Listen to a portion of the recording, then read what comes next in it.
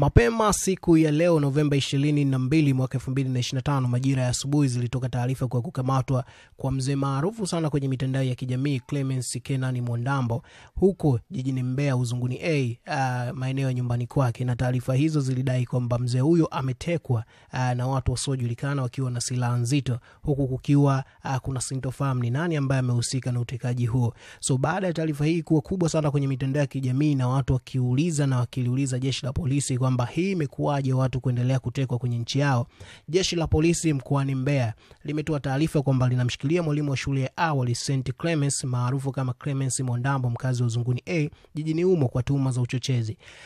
Mwandambo ambaye amekuwa maarufu mitandaoni kwa maneno yake ikiwamo maarufu la anachoka baba yenu Clemence Mwandambo, inaelezwa alikamatwa na jeshi la polisi jana Novemba 2021. Mwandambo ambaye ni mkazi wa jijini Mbeya kupitia mitandao ya kijamii hasa Facebook na Instagram amejizolea umaarufu kutokana na video zake anazochapisha mitandaoni.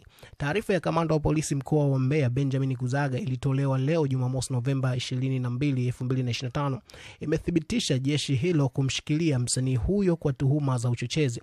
Taarifa hiyo imeeleza kuwa mtuhumiwa huyo alikamatwa jana Ijumaa Novemba 21, 2025 majira ya saa 5 na dakika 20 asubuhi maeneo ya Uzunguni jijini humo kwa madai ya kutoa na kusambaza maneno ya uchochezi na uchonganishi kupitia akaunti zake za mitandao ya kijamii.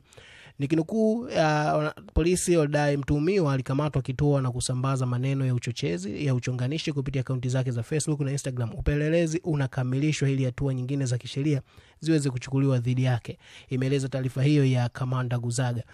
Mimi naitwa Said Travis na hii ni moja ya clip ambayo mzee Mwandambo alichapisha kwenye ukurasa wake wa Instagram, na huenda watu wakahisi kwamba hii ni moja ya clip ambayo imepelekea mzee Mwandambo kukamatwa.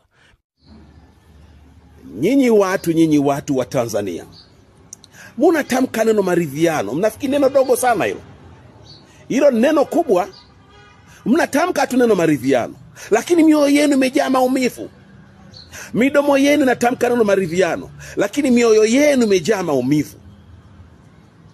Mioyo yenu imejaa machungu. Tena bado mnasababishiana machungu. Bado mnaendelea kuumizana. Lakini vinywa vyenu vinanena maridhiano.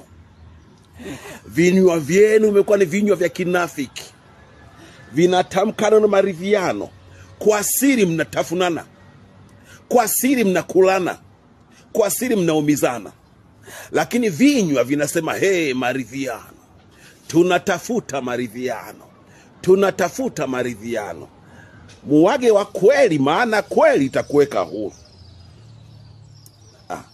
Nachoka baba yenu Clemence Mwandambo. Mimi nachoka, maana nyinyi wote ni watoto wangu. Kwa helini nimemaliza.